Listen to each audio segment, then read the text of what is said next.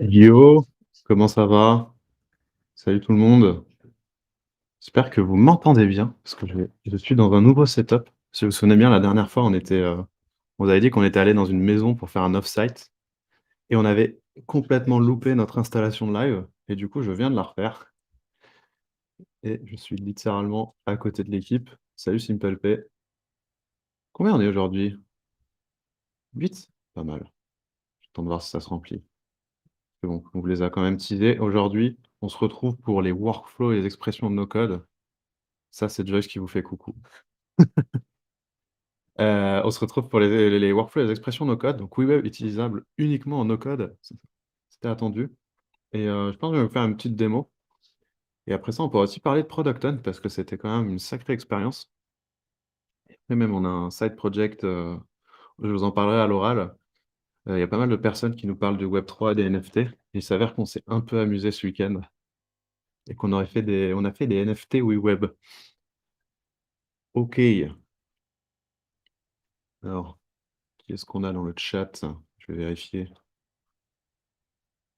Les personnes que je ne connais pas, n'hésitez pas à vous introduire là, les gars. On est sur, ou mesdames, pardon, parce qu'on est sur Twitch. Le but, c'est de participer, c'est pas juste de me regarder faire des trucs bizarres.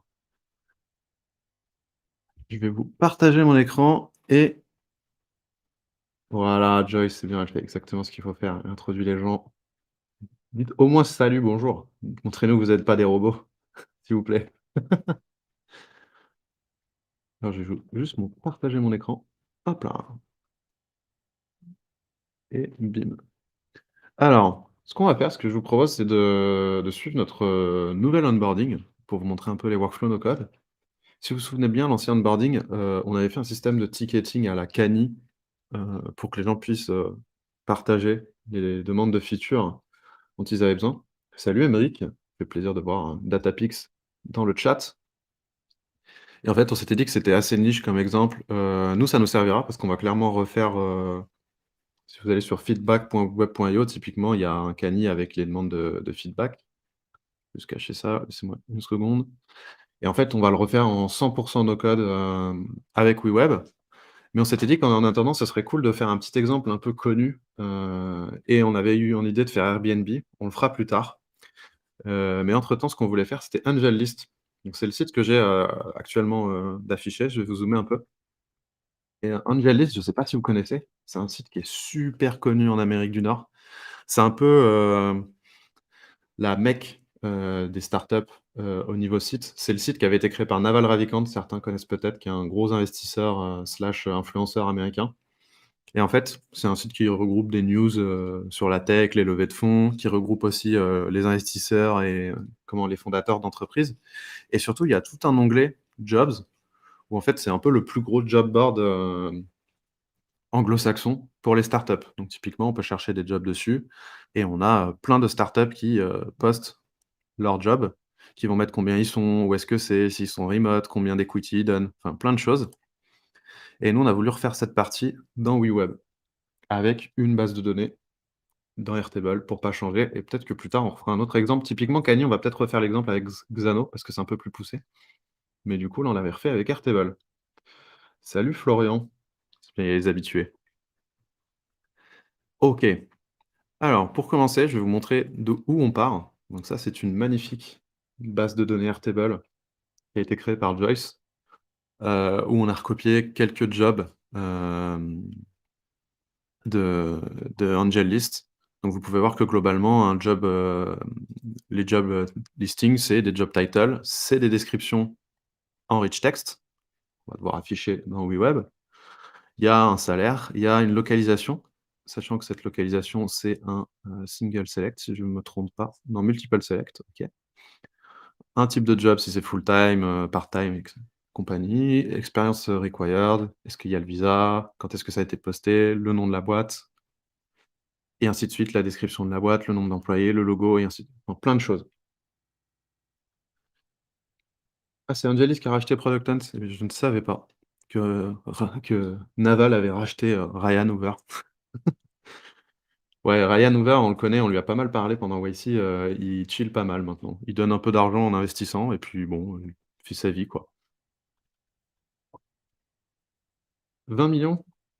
Putain, c'est pas mal pour un truc qui liste, juste des entreprises. Mais en vrai, ils ont tellement un trafic de fou. On pourra en parler après dans le live.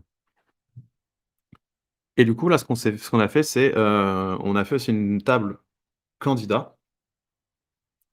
Tu me distrais de mon sujet, t'inquiète pas. J'adore parler, de la Startup Nation, il y a pas de problème.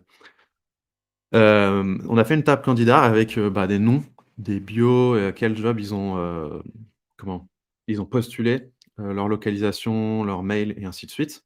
Et en fait, ça, le but, c'est que normalement cette table, elle est vide. Là, on l'a remplie pour en donner une idée, mais c'est que les gens puissent postuler un job et ça remplit ce Airtable. Du coup, ce qu'on va faire, c'est qu'on va aller dans WeWeb et je vais créer un nouveau projet depuis le job board. Donc job board, c'est le template AngelList qu'on a copié. Encore une fois, je vais pas tout refaire de zéro parce que là, il y a pas grand chose de nouveau, à part que c'est comme avant, c'est toujours un peu comme Webflow. Donc je vais vous épargner ça et on va l'appeler AngelList, c'est avec 2 L, voilà, et on va clairement copier tout.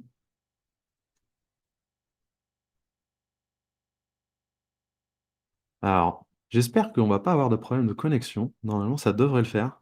En fait, le truc, c'est que là où je suis, j'ai 300 mégas, mais il y a des fois des paquets qui se perdent dans la nature. J'espère si vous me voyez couper un moment, vous inquiétez pas, je vais essayer de revenir. En plus, on a une box internet, qui aime bien redémarrer quand on upload des vidéos, sur Product Hunt, la veille, pour nous saouler. Et on a alors, intéressant. Je sais pas ce qu'a fait Flo, mais dans le job board, on a, on a la sidebar d'un client. OK, je vais la virer, bim. Ou alors attendez, parce que Flo vient de pousser en prod et il vient littéralement de mettre la sidebar d'un de nos clients dans le template d'AngelList. Pourquoi il a fait ça? Je vais le tuer. Alors attendez, est-ce que j'en ai un qui tourne? Là, je vais vous montrer à quoi ça ressemble en ton AngelList? Il est où? Il est dans WeWeb, il s'appelle AngelList? OK. Je vais engueuler Flo quand il sort de point roadmap là. Je vais lui dire: «Tu as fait encore n'importe quoi». Bref. Alors là, c'est triché, on a déjà tout bindé, donc ce que je vais faire, c'est que je vais débinder. Juste ça, histoire de vous montrer. Vous savez quoi? En fait, je vais virer toute cette partie. Hop là, bam, et je vais débinder ça. Donc faites comme si vous n'avez rien vu. On commence de zéro. Alors là, le truc, c'est que j'aimerais bien avoir mes offres et avoir le nombre de résultats. Donc ce que je peux faire, c'est que dans le design system, typiquement, on avait sauvegardé, la liste de jobs. Donc on avait appelé job list. Cette liste, je vais un peu répéter. Si vous avez vu les vidéos de Joyce qui sont vraiment trop bien, je vais clairement répéter ce qu'elle dit dedans. C'est qu'en gros, c'est une flexbox, contient une autre flexbox avec dedans, hem, chaque, job listing. Donc il y aura une flexbox pour le job 1, une flexbox pour le job 2 et ainsi de suite. Et en fait, là, on en a mis qu'une seule parce que WeWeb va automatiquement copier celle-ci pour chaque élément qu'il y a dans la base de données, ici. Donc ce qu'il faut qu'on fasse, et je vais vous montrer un petit truc qui arrive d'ailleurs, on est assez fan, c'est que si j'appelle ça collection lists, voilà. Alors ça, on a un petit bug qui fait que quand on le sauvegarde dans le design system, c'est pas encore sauvegardé, mais on va vous le rajouter. C'est qu'en fait, dans tous les templates, les flexbox qui sont bindables à une liste, on va les appeler collection list. Et comme vous pouvez voir, maintenant, il y a un icône violet. Quand on clique dessus, ça sélectionne la bonne flexbox, ce qui va vous aider vraiment à binder, à lier votre liste au bon élément dans le design. Et en fait, là, ce que j'ai à faire, c'est que j'ai juste à... Alors attendez, parce que Joyce, elle a déjà les job listings, donc on va les enlever. On va faire comme si... Ah ouais, bon, je peux pas les enlever. Bon, bref. Ce que je vais faire, c'est, en gros, on va passer ça vite fait. On a mis Airtable, il y a une clé API, on a rajouté, la base des candidats et la base des job listings et les grosses différences qu'il y a par rapport à avant. Je vous passe ça très vite parce qu'en vrai, dans les anciens lives, en vrai, c'était pareil. C'est juste qu'ici, maintenant, on a des filtres qui ressemblent beaucoup à ceux de Airtable ou de Notion. Vous pouvez filtrer sur, des colonnes en particulier et surtout, vous pouvez filtrer en le liant à, des variables. Ça, je le montrerai après. Puisqu'en gros, vous pouvez créer des variables dans votre appli WeWeb qui disent: «Bah, j'ai envie de filtrer par exemple que, je sais pas, par exemple les job listings qui sont, les jobs qui contiennent, data engineer». et quand, la personne va cliquer sur un bouton, ça va peut-être changer la variable et du coup, le filtre va changer en temps réel et vous aurez pas les mêmes offres affichées. Là, pour l'instant, on en a pas besoin. Donc je vais supprimer ça. Hop, et globalement, pas beaucoup de différence. Donc là, on a nos job listings. Donc ce que je vais faire, c'est qu'ici, je vais aller sur items elements to repeat. Donc c'est vraiment, on est sur une flexbox ou un container et on veut répéter les éléments qu'il y a à l'intérieur pour chaque, élément de notre liste. Je vais cliquer là-dessus et là, vous voyez, grosse nouveauté, vous avez 2 options. JavaScript, donc ça, c'était ce qu'il y avait avant, qu'on vous montrait beaucoup, et Formula. Et vous remarquez qu'il y a plus les toggles où on vous demande de choisir. Là, vraiment, vous pouvez, changer, comme vous le souhaitez. Juste un truc à faire attention, c'est que si vous mettez des formules no code et qu'après vous les convertissez en JavaScript, ça fonctionne. Si vous convertissez le JavaScript en no code, pour l'instant, ça ne marchera pas. Donc, faites bien attention à si vous vous amusez à changer de JavaScript vers Formula. Mais nous, là, ce qu'on va faire, c'est qu'on va juste utiliser les formules et là, la grosse nouveauté, c'est qu'à l'integromat, on a la liste des variables, qu'on peut utiliser. Donc typiquement, on a nos collections candidates, job listing. On a des variables qui sont les variables créées directement dans cette application. On a le contexte, donc ça, c'est typiquement, tous les éléments, si vous créez un formulaire, ils seront de par exemple, les champs input, ils seront ici. Si vous avez des utilisateurs, vous ajoutez l'authentification. Ici, vous aurez les variables de l'utilisateur, donc son mail, son prénom, par exemple. Et là, vous avez des fonctions qu'on a rajoutées. D'ailleurs, il y a Aurélie à côté de moi, qui a beaucoup travaillé dessus et qui va en rajouter plein d'autres. Mais en gros, vous avez vos fonctions, par exemple, if empty, switch, not, average et ainsi de suite. Je vais juste dézoomer d'un coup parce que sinon je peux pas bien vous les montrer. Hop là, voilà. Et là, vous voyez que j'ai toutes mes fonctions assez classiques, hop, avec un petit texte explicatif qui vous explique ce qu'elles font.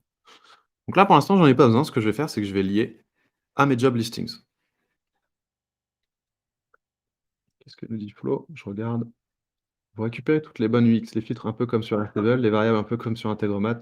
Ouais, genre, alors ça, c'est un truc classique du X, c'est que normalement, en fait, si tes utilisateurs, ils sont déjà habitués à d'autres applis, bah, en fait, fais pareil parce qu'ils vont se sentir «à la maison», entre guillemets, et ils vont perdre moins de temps à essayer de comprendre ton produit.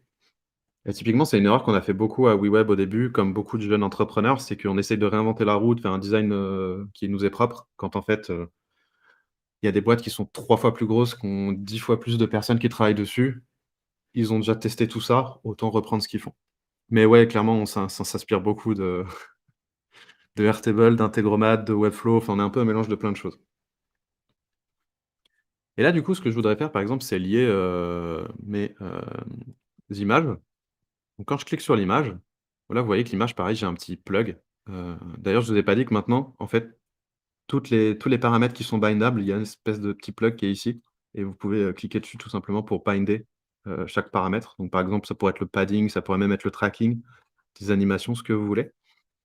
Et là, ce qu'on veut faire, c'est on veut binder l'image et là, vous voyez que je suis pareil, j'ai mes variables et je suis directement dans un job listing. C'est qu'en gros, WeWeb a compris que là, maintenant, je suis plus au niveau de toute la table, je suis au niveau de ce job, par exemple, et il va m'afficher ce record. Donc là, si je me balade, je peux voir que, par exemple, j'ai compagnie logo et dedans, j'ai une URL. Et là, si je clique, boum, voilà, tous mes jobs ont l'image. Là, apparemment, elle a un petit truc où elle est pas affichée comme on le voudrait. Donc on va la mettre en hop, on va la mettre plus grosse. Alors pour voilà, je vais la mettre en 1 et je vais me remettre le zoom à 1. Voilà. Et là, vous voyez que j'ai toutes mes images qui ont été changées, qui sont bien liées à tous mes jobs. Maintenant, je peux lier le, titre. Donc là, de la même manière, je vais aller me balader, je vais prendre le job title, boum, voilà, là, il est lié partout. Et on peut faire ça pour, bah, vous avez compris le principe, c'est qu'on peut faire ça pour beaucoup de choses. Là, je vais prendre, toc, toc, toc, toc, est-ce que j'ai la job description? Je sais plus si on l'a mis. Je Au pire, je vais mettre le job title, voilà, full time, bref. En fait, je peux mettre ce que je veux. Mais là, ce qui est intéressant, c'est, typiquement, j'aurais besoin, de prendre le nombre d'employés et je ne sais plus comment c'est dans ma base. Donc je vais aller regarder. Et là, vous voyez qu'en fait, j'ai un nombre d'employés avec le chiffre et là, j'ai employé écrit en majuscule. Sauf que moi, j'aimerais pas ça. Donc au lieu de changer ma base, on va essayer de le faire en no code avec WeWeb, je l'ai jamais fait, mais on va voir si ça fonctionne.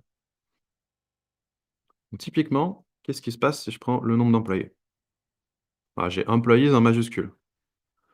Ce que je pourrais faire, c'est mettre un split pour dire: «Prends que la valeur avant l'espace» et ensuite réécrire employees moi-même en faisant un concatenate, en écrivant en minuscule. Donc déjà, ce que je vais faire, c'est je vais faire mon concatenate qui est normalement dans text, concatenate, voilà. Alors, on vient de créer l'interface qui fait que là, je suis obligé d'utiliser des clics-clics, je suis obligé de cliquer sur chaque fonction et chaque élément et on peut pas les drag and drop, par exemple. Donc c'est un peu pénible, on le sait, on est en train de travailler dessus, mais pour l'instant, il faut, juste cliquer au bon endroit. Donc là, tu si je fais un company size et que derrière je rajoute le texte employees et ça m'écrit employees. Et je pense que je me suis pris la tête parce que voilà, dans le CSS, on a un uppercase et qu'en fait, si je fais capitalize, voilà, ça marche. Mais du coup, j'ai quand même mon texte employees qui vient de ma base de données, qui est en majuscule, que j'ai envie de virer. Comment je fais ça? Il faudrait que je fasse un split. Où est mon split? Il doit être sûrement dans le texte, voilà. Et en fait, ici, il faut que je mette un split. Je vais virer ça, je vais mettre un hop, une parenthèse, et là, je vais lui dire de split sur un espace. Et est-ce que je peux prendre l'élément 0? Je préfère crochet 0. Ah ça va, j'ai Aurélie à côté qui me dit parce que pareil, je la découvre avec vous, ce split et en gros, en fait, là, ce que je fais, c'est que je split sur l'espace, mais je veux prendre que le premier élément. Donc là, je peux faire crochet 0. J'ai quand même tout. Avec crochet zéro? Ouais, regarde. Je fais bien mon split sur, l'espace. C'est quoi? En fait, ce qu'on va faire, c'est qu'on va faire un split, uniquement un split, on va voir ce que ça fait.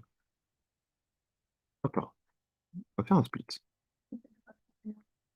On va mettre ça et on va se mettre un espace. Ça split pas. Ah oui, je crois qu'il y a un problème sur la fonction split. OK, bon, bah, Aurélie pense qu'il y a un problème sur la fonction split. OK. Du coup, on va le faire un peu en mélangeant JavaScript. Voilà, donc c'est bien, on découvre, il y a toutes les fonctions sont pas clean, hein. On a mis en prod, récemment. D'ailleurs, si vous trouvez ce genre de choses, on est en train de voilà, elle me dit qu'il y a déjà un ticket sur la fonction split. Donc ce qu'on va faire plutôt, c'est on va faire un mélange. L'avantage, c'est que quand c'est cassé, vous pouvez toujours utiliser un peu de JavaScript parce que derrière, c'est compilé en JavaScript, ce qui fait que vous êtes jamais vraiment bloqué. Donc on va se faire ça en faisant ça. Alors, j'utilise jamais le split de JavaScript, c'est parfait. C'est la même chose. Voilà. Voilà, là, vous voyez, j'ai bien le en fait, là, j'ai bien comment, une liste avec 1150 et employees. Et là, je vais lui dire que je veux le premier élément et je vais tricher, je vais faire du no code autour de ça. Donc là, je vais dire que je veux un concatenate sur cette Il faut valeur-là. écrire sa fonction, c'est en PR. Là, je mets un virgule et là, je vais rajouter employees.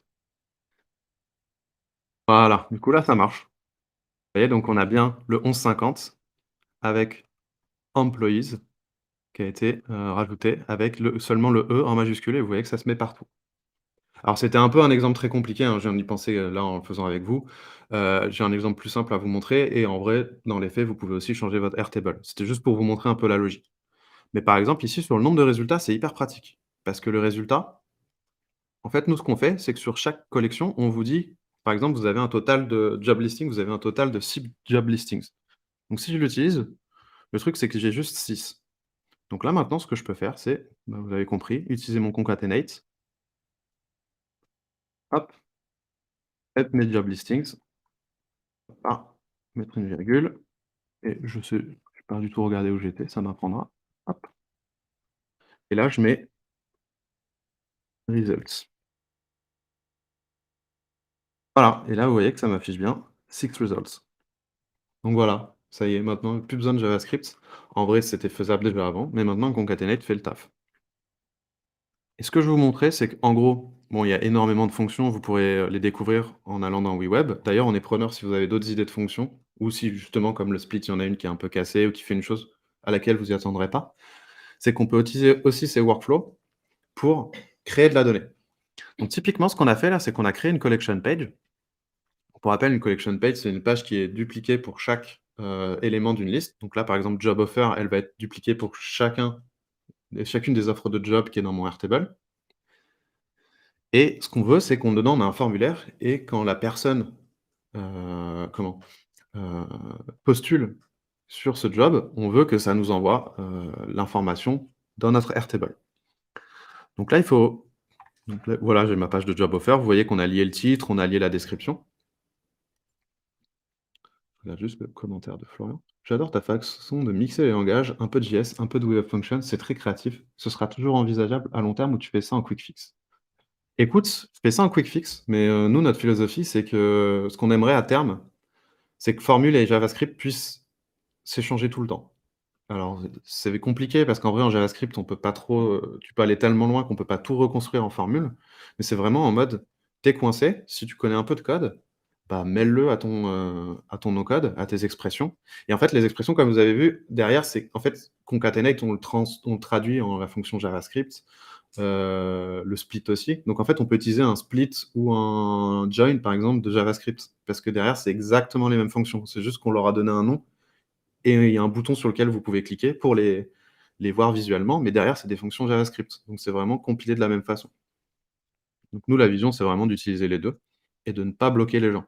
Et c'est ce qu'on voit là depuis qu'on a lancé sur Product Hunt. Il y a plein de gens, même avec le no-code, ils se baladent, ils testent, puis quand ils sont coincés, ils font quand même un peu de JavaScript.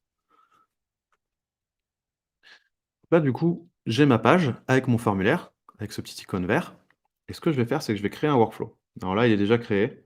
Je vais le supprimer et en créer un nouveau.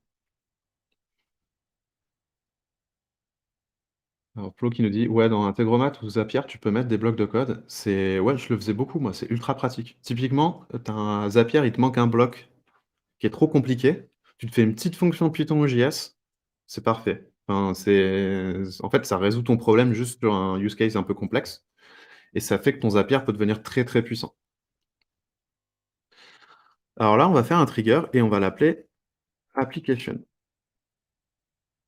Ce que j'ai oublié de vous montrer avant, c'est, un truc important, si vous faites un formulaire, donnez un nom, hem, à vos champs. Typiquement là, c'est name. Là, je vais l'appeler email parce qu'en fait, ce qu'on fait, vous allez voir dans le workflow, c'est qu'on va vous créer une variable automatiquement pour chacun de ces champs. Parce qu'en fait, dans WeWeb, vous êtes obligé de créer des variables pour les utiliser dans les workflows et on a pris votre feedback de, bah, quand je fais une formulaire ou une search bar, c'est chiant de créer une variable parce qu'en fait, par défaut, j'ai besoin d'une variable.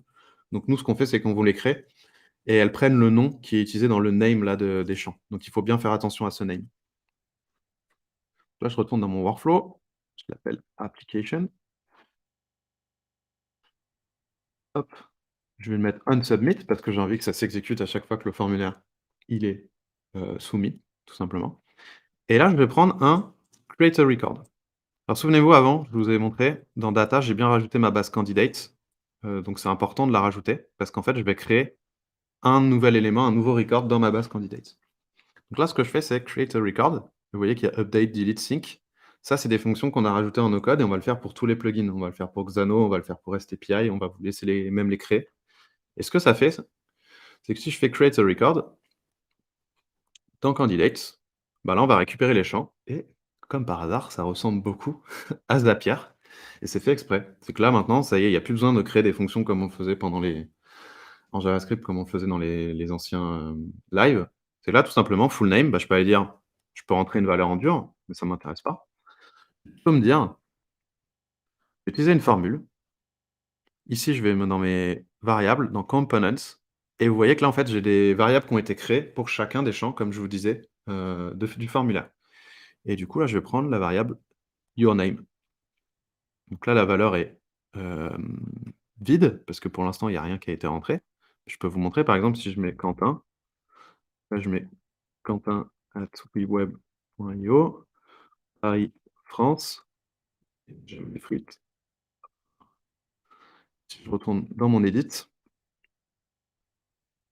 hop, dans mon workflow, ah ça m'a enlevé ça, c'est pas grave, on va le refaire très vite. Si je prends, hop, le nom, vous voyez que c'est Quentin, c'est bien écrit. Là, je vais faire pareil avec la bio. Donc typiquement, je retourne là. Ce serait bien d'ailleurs, j'en profite que j'ai Aurélie à côté de moi, faudrait qu'on garde le tab de dans l'explorer, dans le ah bah, je vais encore me battre avec Flo. Il est pas d'accord de garder le même tab parce que là, à chaque fois, en fait, je me retrouve ici et j'ai pas envie de retourner. En fait, il faut que je le clique 15 fois pour retourner dans Component. Et ben, on va se battre contre notre CPO, c'est pas grave. Email. Je vais aller chercher mon mail. Hop, location. Ma location, elle est ici. Pour ce qui est du status, je vais mettre review application. Donc là, en fait, on a été le chercher parce que ici dans candidates, le status, c'est un single select, si je me souviens bien. Voilà. Donc là, en fait, on va rechercher les choix et vous pouvez les réutiliser. Et le truc que je voulais vous montrer, c'est que job applied, c'est une liste. En fait, dès que vous faites un lien entre deux tables dans Airtable, c'est toujours une liste. Et on a la façon de gérer les listes, on l'a vraiment recopié de Integromat.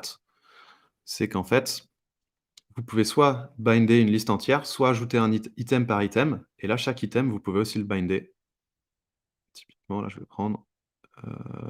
Alors là, c'est pas dans mon formulaire. Donc, pour savoir dans quelle offre je suis, en fait, comme je suis sur une collection page, cette collection page, elle dépend d'une offre. Donc, elle a un ID spécifique. Je vais vous montrer ici.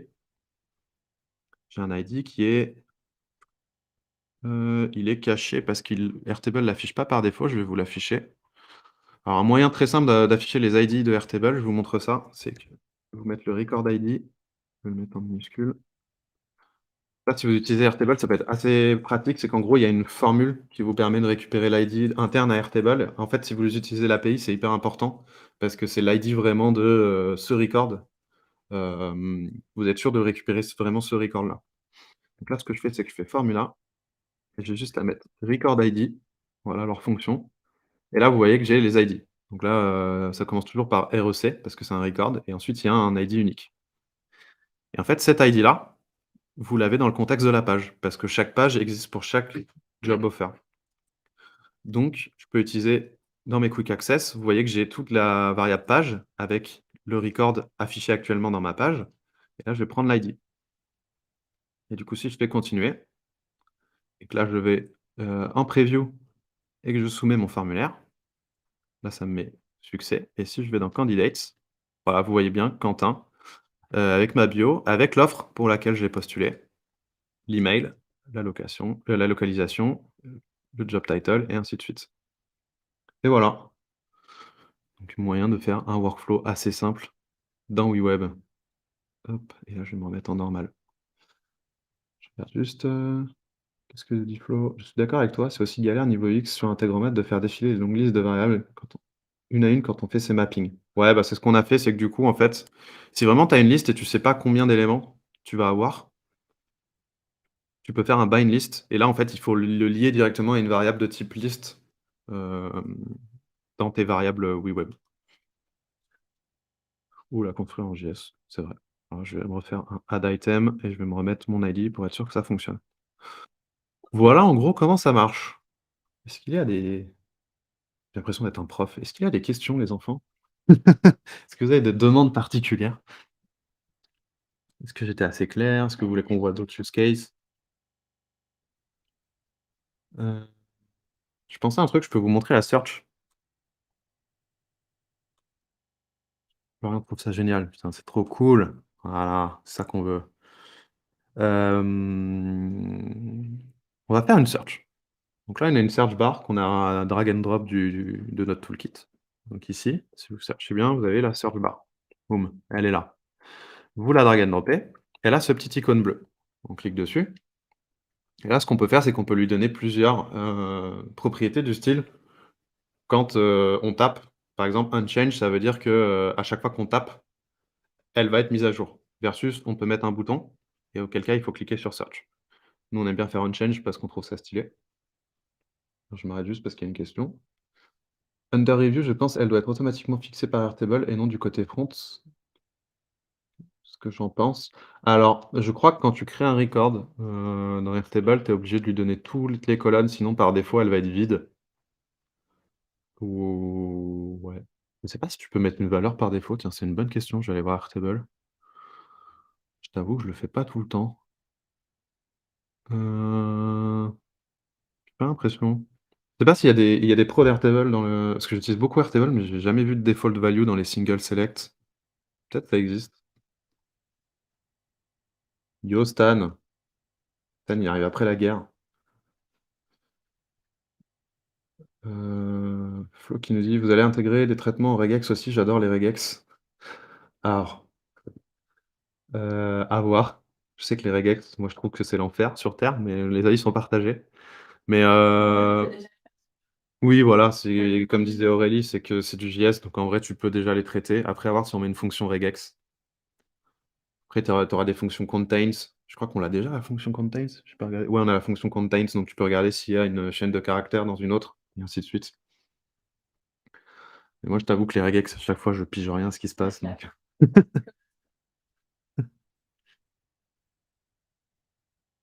du coup, comment on fait une search? Bah, là, on va l'associer à une variable.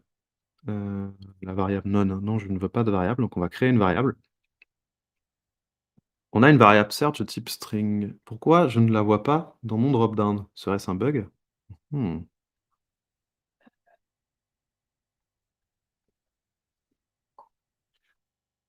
De quoi? Normalement, elle doit s'afficher.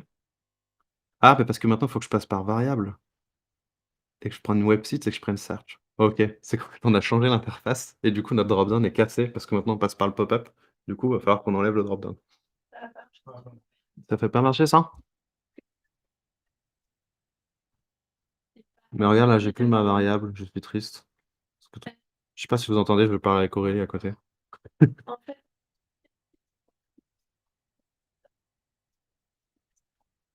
Ah, bah, on a un fixe, mais il est pas encore publié en prod. Les 2 sur la même? tu crées une variable texte, une Ouais. website, et tu bind ta search bar dessus. Et pourquoi je Et peux mais pas pourquoi add variable? tu peux le faire? Pourquoi j'ai pas mon add variable, il est comme ça? Alors, attendez, parce qu'il y a Aurélie derrière. Ouais, on la voit.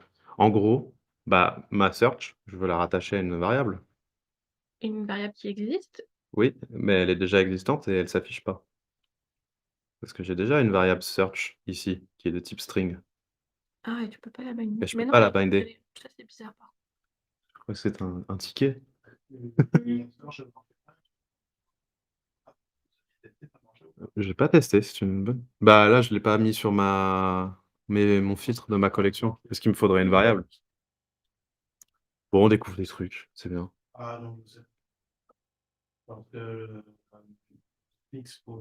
Merci Tox, c'est gentil. On a encore des bugs à fixer. Et oui, on va travailler sur. En fait, là, les boss, ils sont à côté dans une pièce en train de dire c'est quoi la suite de la roadmap. Et typiquement, ça va être beaucoup du high elements. Vous allez me la corriger dans les 2 minutes? Donc on attend 2 minutes, je refresh et c'est fixe? Oh là là. Bon, bah, on va attendre 2 minutes. On va faire. On va parler. Ouais, donc Tox, ce que je disais, c'est que, en gros, là, on a enfin la base qui fonctionne. Et donc, nos gros enjeux, on le sait, c'est de rajouter des UI kits, c'est de rajouter des plugins, et on va travailler que là-dessus, et de fixer, tu vois, les deux trois fonctions qui bug, le fait que là, bon, les variables s'affichent pas. C'est qu'en fait, on a tellement mis de choses en prod que bon, on a recassé deux trois trucs, mais globalement, c'est ouf parce que ça marche et on a même eu des personnes, je sais pas si vous avez vu notre annonce Product Hunt, mais on a eu des personnes qui ont payé WeWeb le jour même. Genre, on a eu 5 abonnements le jour de Product Hunt. J'ai vu les vidéos des gens faire.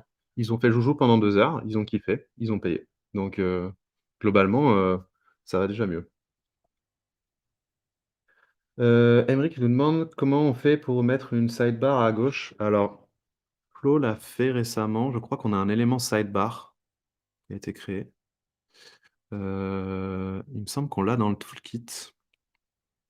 Je Je vais regarder. Est-ce qu'on l'a mis dans le toolkit? Non, on l'a pas encore mis, mais en gros, ce qu'on a fait, c'est qu'on a créé une flexbox, qu'on a mis, alors attends, je vais la montrer en allant dans le hop là, voilà, sidebar.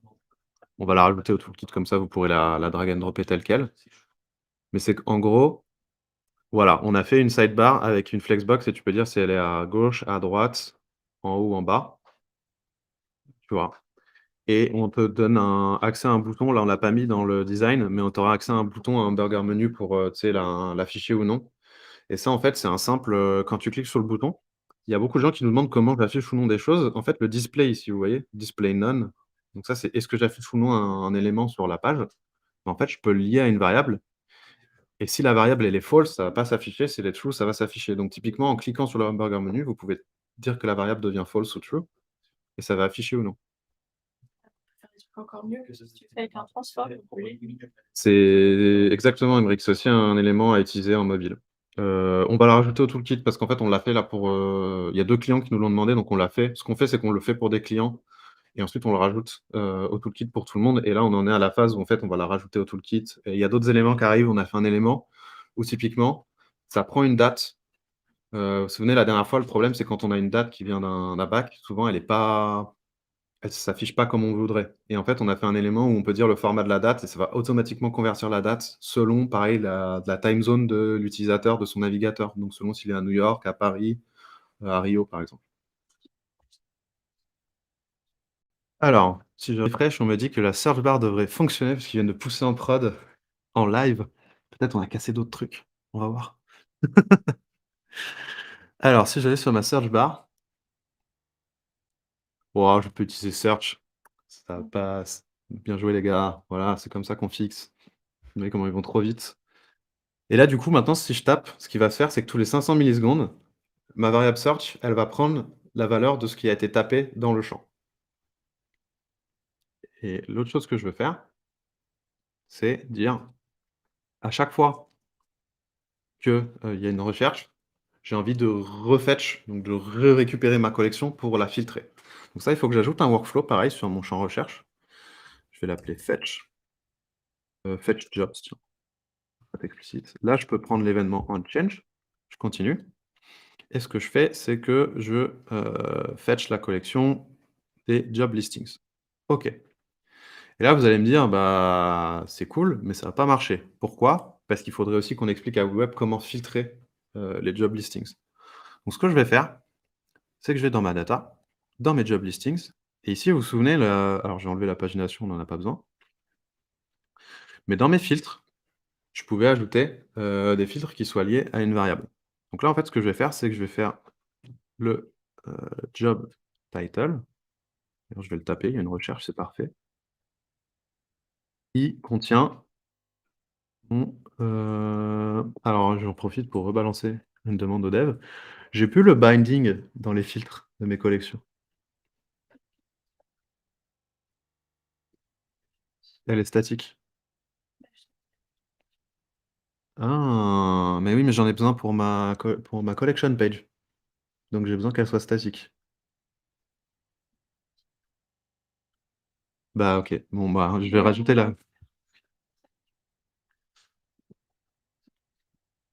ouais, ouais, Dams vient de me dire la même chose. Alors le truc les gars, c'est que je dois créer des pages et ça, il y en a beaucoup le use case, c'est qu'en gros alors pour vous expliquer ce qui se passe, pareil, là on arrive sur un autre truc, c'est que vous voyez vous souvenez bien, on a 3 types de collections. On va même mettre une autre collection en catch dam, ouais, c'est ce que j'allais faire, mais à terme, ça va pas être, ouf, parce qu'en fait, on va charger la data 2 fois. C'est qu'en gros, on a des collections statiques, dynamiques ou catched. Là, on vous explique, quelles sont les différences. Globalement, statique, c'est obligatoire quand vous voulez faire des collection pages ou quand vous voulez que la donnée s'affiche, sur votre page, soit pré-rendue, donc qu'elle soit en fait visible sans JavaScript pour avoir un bon SEO. Le truc quand on fait ça, c'est qu'on ne peut pas la filtrer pour l'instant. On va sûrement, on va voir si on change ça. Ouais, c'est vrai. Heu,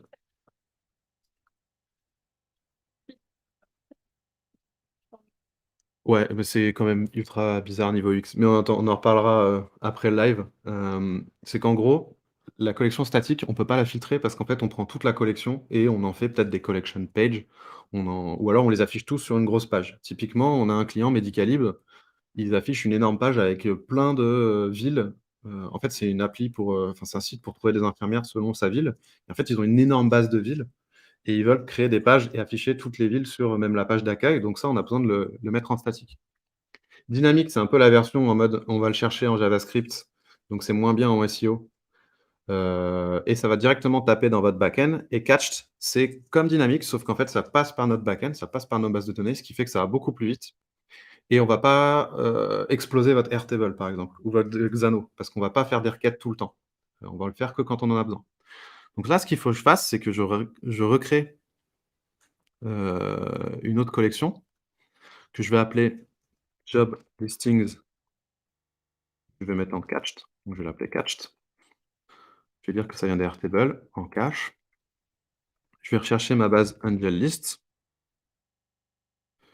D'ailleurs là, est-ce que c'était Angel List? Oui, Angel List. Je vais prendre ma table des job listings. La lookup depth, on va prendre 1. Voilà. Donc là, je vais récupérer à nouveau mes jobs. Et là, comme ils sont en catch, je peux les trier. Donc là, je vais enlever la pagination. Et là, je peux faire mes filters. Du coup, je vais mettre title, contains, ma variable, website, search. Donc là, si je teste, ce qui va se passer, c'est que ça marche parce qu'en fait, j'ai ma variable pour l'instant, elle est vide, donc ça va matcher tout. Mais en fait, quand je vais taper dans ma barre de recherche, ça va créer un mot et ensuite la collection, on va filtrer selon ce mot et on va dire à Web, si vous vous souvenez le workflow, on va la refetch, donc on va la récupérer et elle sera filtrée. Florian qui nous demande: «On héberge chez qui?» On est chez Amazon Web Services, heu, pour l'instant.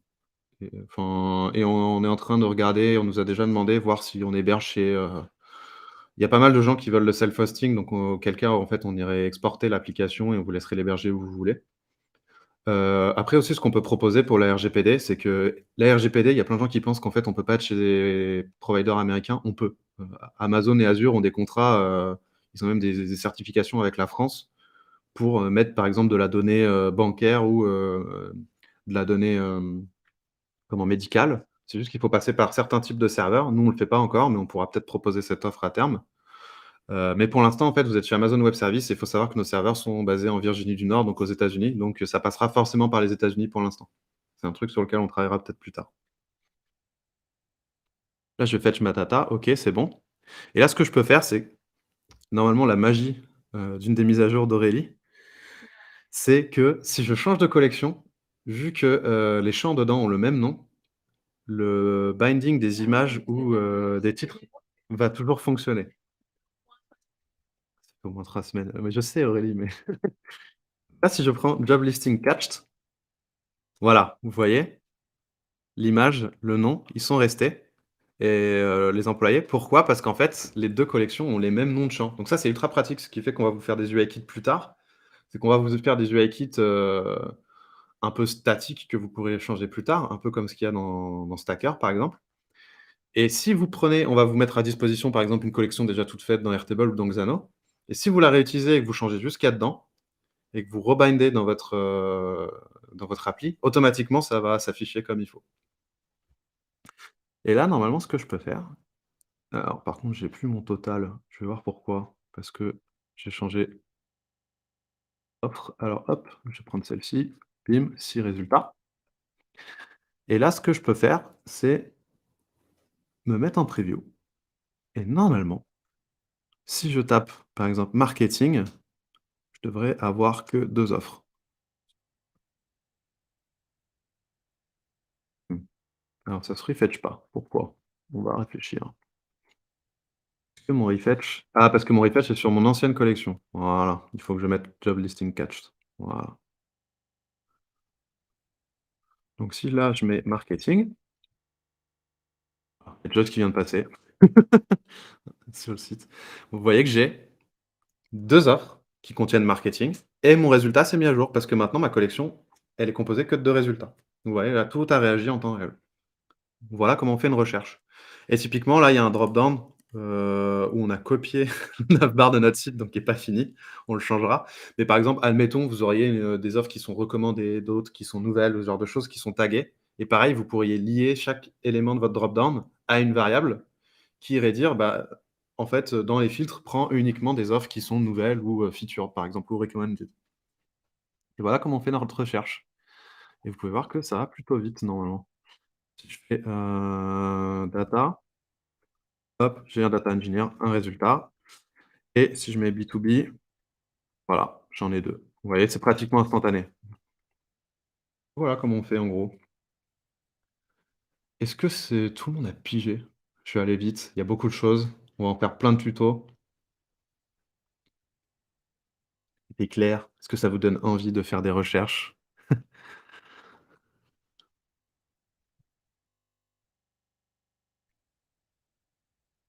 Est-ce que j'ai du lag surtout? Parce que j'ai l'impression que oui, il va falloir pratiquer. Ouais, t'inquiète, Emric. On a des tutos qui ont été faits par, Joyce. Je vais en profiter pour vous montrer si vous faites, weweb.io et que vous allez sur l'académie, qu'on va mettre dans l'app aussi bientôt. Vous voyez que vous avez des tutos et regardez, on l'a fait de la même manière avec WeWeb. Par exemple, si je peux faire connect, à chercher uniquement les vidéos où il y a connect, dans le titre et qui sont, filtrées par, bah, par type. Typiquement, genre si vous voulez, voir uniquement les tutos par, qui consistent à manipuler sa donnée, les tutos sur la logique, les quick start, ainsi de suite. Bah, vous les avez ici et en fait, on vous redirige vers YouTube parce qu'on s'est dit que finalement c'était cool de les mettre sur YouTube. Pour l'instant, ils sont en anglais. Ce qui va se passer, c'est qu'on n'aura peut-être pas le temps de les faire en français, mais on est en train de parler avec beaucoup de monde, notamment sur No Code France pour, f un peu transposer ces tutos sur la communauté francophone et on peut retrouver les tutos dans le help button. Putain, ils ont shippé trop de trucs, je suis perdu moi. Alors attends, C'est Webman. learn to web. Oh, ça marche! C'est ouf. Nice. Alors ça, Emric, est-ce que tu sais d'où ça vient? Je pense qu'il va reconnaître tout de suite le design. En moins beau pour l'instant, soyons honnêtes, mais ce design, on l'a repompé d'un d'un autre outil no code. Je pense que là, il y a des personnes dans le chat qui vont reconnaître direct. Et du coup, ouais, voilà, vous voyez les tutos directs. Ah, j'ai pas encore les réponses, mais oui, pour ceux qui connaissent, en fait, ce qu'on a fait, c'est que d'ailleurs, on a triché pour vous donner un peu le use case de comment on fait pour, l'avoir mis très vite dans l'app. Ouais, c'est Glide, c'est totalement Glide, voilà, il a trouvé. C'est qu'en fait, on a fait une version mobile de la page du site web, ici, qui ressemble à ça quand elle est en tout petit et en fait, c'est juste un iframe vers notre site web quand on avait pas le temps de le mettre dans l'app et en gros, c'est du gros repompage de Glide parce qu'on trouvait que Glide faisait ça très, très bien, les tutos dans l'app, justement, le fait de pouvoir voir tout ça, tout le temps et on a viré, toutes les anciennes helpdesk, qu'on avait genre sur Crisp et en fait, tout est sur YouTube. Si vous allez sur notre chaîne YouTube, WeWeb, vous aurez tous ces tutos. Voilà, avec l'académie qu'on va enrichir, qu'on enrichit tous les jours. Voilà. Vous avez la petite vidéo quick start ici où vous avez tout le use case de AngelList qui est refait pour, c'est la vidéo de Product Hunt, si vous l'avez, déjà regardée. Voilà et n'oubliez pas de chat with support, de nous pinguer et de nous dire, s'il manque un tuto, j'ai pas compris quelque chose. Nous, on essaye de les rajouter le plus vite possible. Voilà. C'est trop bien de mettre sur YouTube car ça permet de recevoir des alertes. C'est exactement ce qu'on s'est dit et puis on s'est dit en vrai, au début, on se disait: «Ouais, les utilisateurs, ils veulent tout intégrer dans l'outil» et en fait, plus on avance, plus on se rend compte que bon, on est tous un peu pareils, c'est que même nous, quand on arrive sur un outil, on fait à moitié l'onboarding et on regarde si ça marche et on revient une semaine plus tard et en fait, les tutos, on va les chercher sur YouTube ou sur des articles de blog et on s'est dit que tout le monde utilisait YouTube, donc autant être sur YouTube, quoi. Donc il nous pose une question hors sujet. Qui vient d'où votre logo? Vous l'avez réfléchi comment? Je sais pas l'histoire. Alors l'histoire, c'est, bah, les 3 fondateurs qui aimaient bien, ils trouvaient que c'était un peu un WeWeb, une manière d'organiser le web avec des petits éléments, des composants typiquement comme le font les devs, qui ressemblent beaucoup aux Lego. La programmation, c'est beaucoup comme des Lego et même le no-code, c'est on réutilise des choses ensemble pour en faire quelque chose de plus gros. Du coup, ils en sont, bah, ils voulaient réutiliser un peu ce Lego et il y a un des potes de Raph, notre CEO, qui fait du motion design, qui nous l'a fait vite fait et c'est resté et on l'aime bien en vrai. Faut juste que je pense qu'on le remettra un peu en mode au goût du jour parce que la police est assez fine, ça fait un peu vieux, mais le logo avec le W, on l'aime bien. Voilà, et il nous reste 10 minutes, donc si ça vous dit, est-ce que vous voulez qu'on continue? Est-ce que vous voulez qu'on parle de Product Hunt? Ah, c'est un Lego? OK, bon, tout le monde voit pas un Lego, c'est bon, ça va. Écoute, on le changera quand on sera riche et célèbre. Pour l'instant, la marque, c'est un peu OSEF. Alors, Aurélie veut montrer Mapman. Merci, Henrik, ça fait plaisir. On en a un peu, on a un peu chié, mais on va parler, c'est, le lancement Product Hunt et pourquoi on a reporté, 2 fois ou 3 fois notre live et au final, on n'a pas réussi à le faire. Alors il s'est passé plein de choses pour Product Hunt. On avait besoin de D'ailleurs, merci à tout le monde d'avoir upvoté, de nous avoir supportés. Au final, on a fait une très belle performance, on est très contents et merci beaucoup à la communauté No Code France pour ça.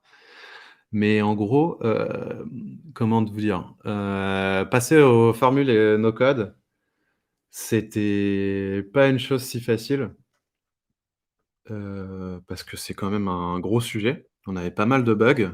Plus il s'avère que le jour où on voulait mettre en prod, sur Product Hunt, on a eu pas mal de demandes de nos gros clients actuels qui voulaient faire plein de choses, donc on était sous l'eau.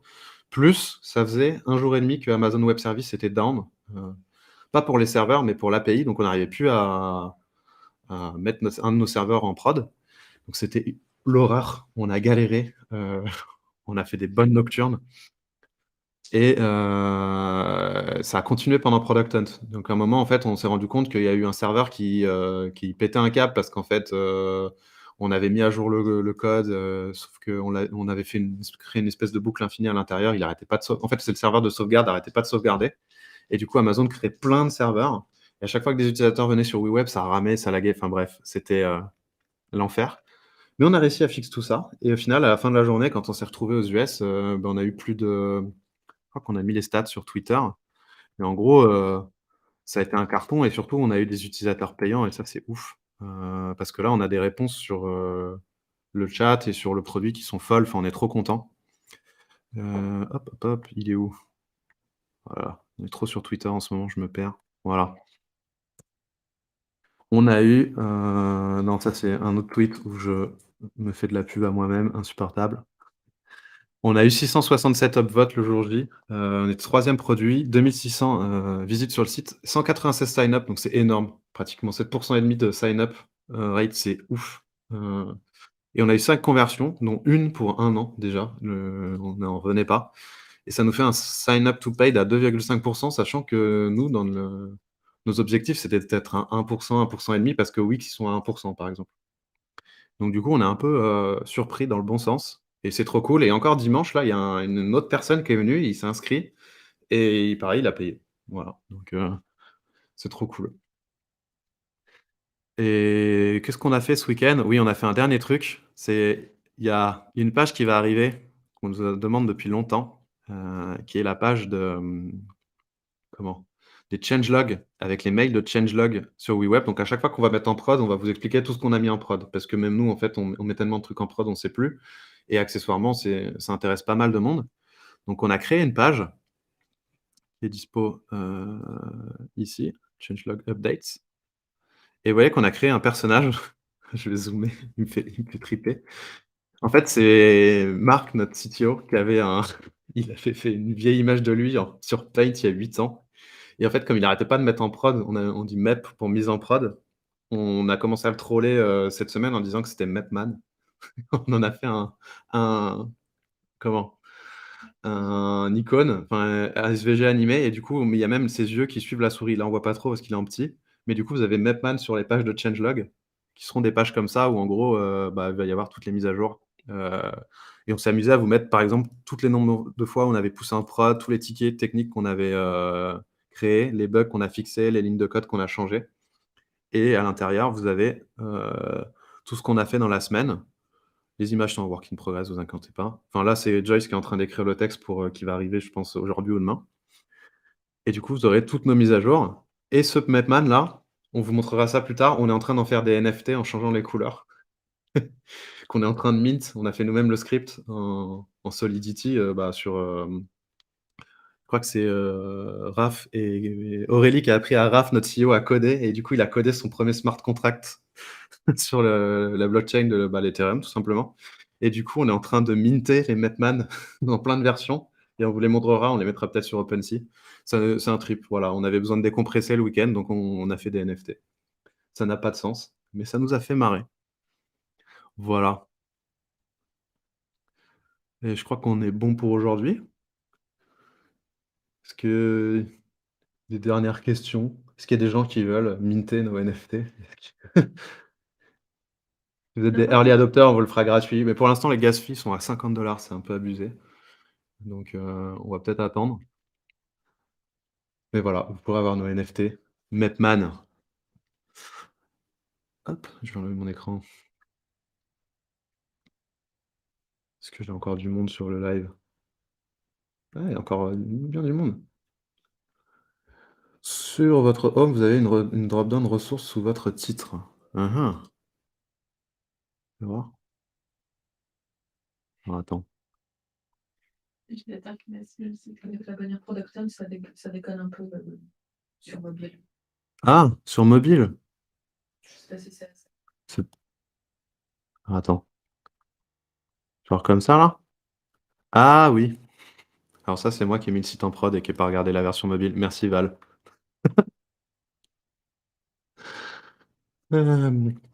Fixe. C'est quoi le programme à venir? Alors, pas sur mobile, pardon. C'est quoi le programme à venir? Alors écoute, là, nous, on est en train d'ouvrir une nouvelle. C'est un peu une nouvelle période pour WeWeb. En gros, là, ça, à la base, ça fonctionne. Il y a des gens qui payent. On a aussi des gros clients. On fera peut-être des use cases plus tard qu'on vous partagera sur nos codes France, parce que certains, vous les connaissez. Je peux pas encore trop en parler, mais ils sont sur nos codes France. Et là, nous, le but, c'est d'emmagasiner le plus de feedback utilisateur. Typiquement, il y a plein d'utilisateurs qui nous donnent du feedback sur le chat. D'ailleurs, je vous encourage vraiment à donner beaucoup de feedback sur le chat ou dans nos codes France sur le Slack. Parce que ce que je trouve un peu dommage, c'est que le public francophone ose pas trop, alors que là, on a énormément de feedback de personnes anglo-saxonnes qui n'arrêtent pas de nous envoyer plein de demandes. C'est trop bien. Et ce qu'on va faire, c'est qu'on va les prioriser et on va essayer justement de les inclure le plus vite possible. Et on va beaucoup travailler sur les UI kits, typiquement pour refaire des UI kits tout faits, de job board, je sais pas, de client portal, de directory, de marketplace, et même plus tard de SaaS, parce que notre vision, c'est même de pouvoir créer des SaaS sur WeWeb. Et on va rajouter des intégrations. Là, avec certains clients, on parle déjà, on parle beaucoup avec la team de Xano, on s'entend très bien avec eux, donc on va rajouter clairement Xano et l'authentification Xano. On est en train de travailler, je pense qu'on va prioriser bientôt Stripe pour les paiements. On va rajouter des plugins type HubSpot, Salesforce, parce qu'on nous en parle. On va rajouter des plugins Notion. Et en gros, c'est un peu prioriser tout ça. Et maintenant, le jeu, c'est vraiment de faire beaucoup d'UI kit, beaucoup de composants pour que vous alliez plus vite dans les designs et beaucoup d'intégration pour que vous puissiez vous connecter à tous vos outils. Et beaucoup d'éducation, ça, on va travailler beaucoup avec Joyce, où on va vous expliquer un peu de la même manière que Webflow a appris aux gens à faire du HTML et CSS. Nous, il faut qu'on apprenne aux gens un peu les problématiques de comment créer une web app, parce que même si vous ne faites pas de JavaScript, pardon, typiquement, pourquoi il faut utiliser une collection statique ou cached, pourquoi il faut faire attention à ces appels d'API, comment on fait une authentification où on fait attention, enfin, on fait attention à la sécurité des utilisateurs. Il va falloir qu'on vous l'apprenne pour que vous puissiez devenir un peu, vous ayez la même connaissance qu'un développeur front, par exemple. Ah oui, en effet, Valentin, je viens de voir, ouais, il y a un resource qui se balade, cool, en plein milieu, donc on est en train de l'enlever. Les UI kits, ça va permettre d'aller beaucoup plus vite. Ouais, on est preneur si vous avez des idées d'UI kits, parce que ce qu'on va faire, on va pas se le cacher, c'est qu'on va copier des UI kits existants. Webflow, ils ont commencé comme ça, hein. Ils ont pris tous les thèmes ThemeForest de WordPress, les plus connus, ils les ont copiés. Donc nous, si vous avez des UI kits que vous souhaitez utiliser, typiquement, qui sont dans d'autres outils ou que vous avez déjà des designs, on est preneur et on va s'amuser à les refaire et on va les mettre disponibles sur la marketplace. et je pense que dans quelques mois aussi, il y aura une problématique de comment on va ouvrir la marketplace et on va laisser les gens justement vendre des UI kits et des plugins, heu, pour que ça aille un peu plus vite et un peu se décharger de ça parce qu'on va le faire au début, mais après on n'aura plus le temps.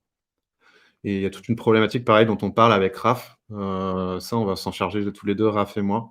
C'est tout ce qui est plan, genre, devenir un partenaire quand on est une agence ou un freelance, les plans, agence, un peu à la manière de Bubble où en gros vous aurez accès à toutes les fonctionnalités pour moins cher et une fois que vous, redonnez le bébé à votre client, bah, il prendra un plan classique, mais vous, vous pourrez toujours continuer de construire avec toutes les fonctionnalités de WeWeb et on va faire un principe de, bah, on va accréditer, officiellement certaines agences, certains freelances, on va faire une page expert, enfin ce genre de choses.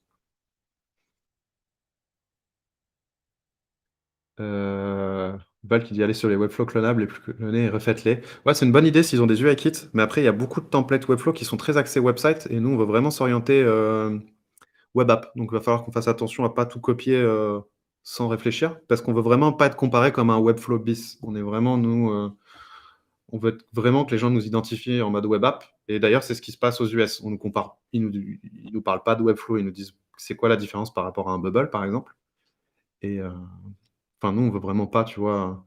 Parce qu'en vrai ce que fait Webflow c'est génial et pour faire des sites web, enfin, tout le monde devrait les faire sur Webflow, c'est juste ce qui se fait de mieux et voilà, je pense qu'on est bon. J'attends de voir s'il y a d'autres questions. Stripe Connect, ouais Val, on va clairement mettre Stripe Connect. En fait, ce qui est cool avec Stripe, c'est que et Algolia, c'est qu'ils ont des composants, front-end qu'on va pouvoir réutiliser sans aucun style et vous les mettre à disposition, vous allez pouvoir les styliser et pareil, ouais, on pensait à mettre, on a commencé à mettre Chart.js, mais on va mettre aussi Algolia et on va mettre plein de librairies comme ça de dev pour, vous les rendre utilisables en no code. Le tableau derrière moi, Flo, je ne sais pas ce que c'est parce que c'est pas notre baraque, donc aucune idée. Je vois qu'il est déjà 14h03. J'ai faim et j'ai un call dans une demi heure, donc je vais vous laisser. En tout cas, c'était cool. J'espère que ça vous a plu. N'hésitez pas encore une fois à nous envoyer tout votre feedback, puis on se dit à plus et à bientôt pour, alors la semaine prochaine, je serai en vacances, peut-être qu'il y aura pas de live, je vais voir quand même. Je vais peut-être me vous en faire un juste avant de partir en vacances de Noël et bah, je vous dis à plus pour le prochain live et puis, merci encore. Merci à No Code France, n'oubliez pas de souscrire un abonnement. De vous abonner à leur chaîne Twitch et de rejoindre le Slack No Code France si c'est pas déjà le cas. Allez, tchuss.